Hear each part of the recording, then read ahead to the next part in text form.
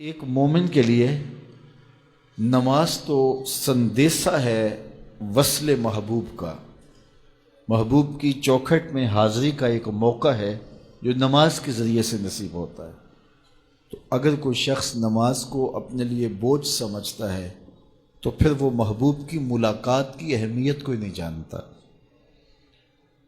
نماز کے لیے جب اذان پکاری جائے تو بندے کو خوشی، فرحت اور مسرت ہونی چاہیے کہ میں اب رب کے حضور حاضر ہوں گا، نہ یہ کہ وہ گھڑی پہ نظر ڈال کے کہے کہ ابھی تو آئے ہیں اب پھر دوبارہ اذان شروع ہو گئی، تو پھر اس کو شوق نہیں ہے مالک کے حضور حاضر ہونے کا۔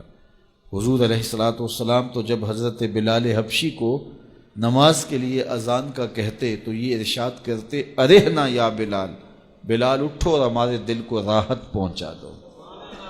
ارحنا یا بلال، بلال ہمارے قلب کو، ہمارے دل کو راحت پہنچا دو۔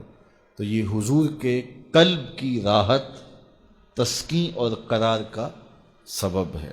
آقا کریم علیہ الصلاۃ والسلام نے معراج کی شب جہاں بہت سارے لوگوں کو عذابوں میں مبتلا دیکھا تو ایک شخص کو دیکھا، رجل مغیب فی نور العرش، کہ وہ عرش کے نور میں غائب تھا، اس کے اطراف میں نور ہی نور تھا اور وہ نور میں ڈوبا ہوا تھا۔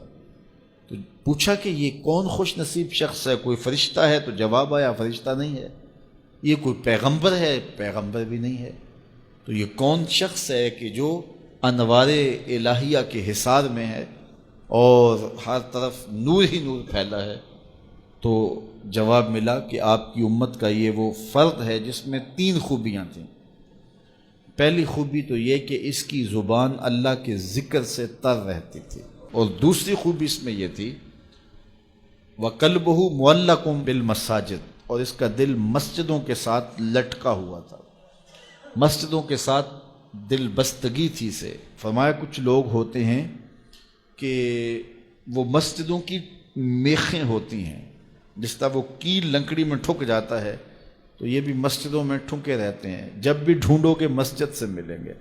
فرمایا کبھی یہ لوگ بیمار پڑ جائیں اور مسجد میں حاضر نہ ہو سکیں تو اللہ کے کچھ فرشتے ہیں جو ان کی عیادت کرنے کے لیے ان کے گھروں میں جاتے ہیں۔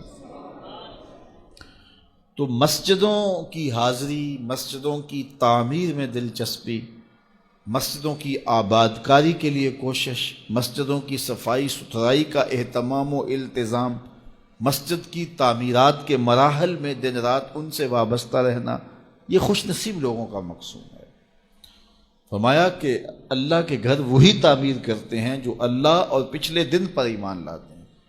تو مسجدوں کی تعمیر یقیناً اللہ جل شانہ کی خاص رضا نصیب کرتی ہے۔ ایک روایت میں آتا ہے جس نے تتر کے گھونسلے کے برابر مسجد کی تعمیر کی، فرمایا اللہ جنت میں اس کا محل بنا رہا ہے، اللہ اس کا محل تعمیر کرے گا اور اس کو محل عطا کرے گا۔ تو یہ تعمیر مسجد یہ خوش نصیب لوگوں کا مقصوم ہے۔ تو مسجدوں کی آبادی اور مسجدوں میں وابستہ رہنا اور دل بستہ ہونا مساجد کے ساتھ، یہ خوش نصیب لوگوں کا مقصوم ہے۔ تو بدبخت لوگوں کو یہ سعادت نصیب نہیں ہوتی۔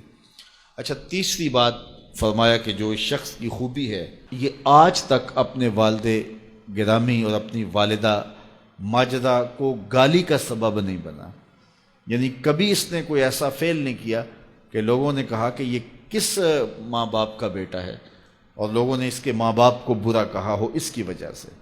تو یہ 3 خوبیاں اس شخص کے اندر پائی جاتی ہیں، اور آج یہ اللہ کے عرش کے نور کے سائے میں اپنے آپ کو کھڑا ہوا پا رہا ہے۔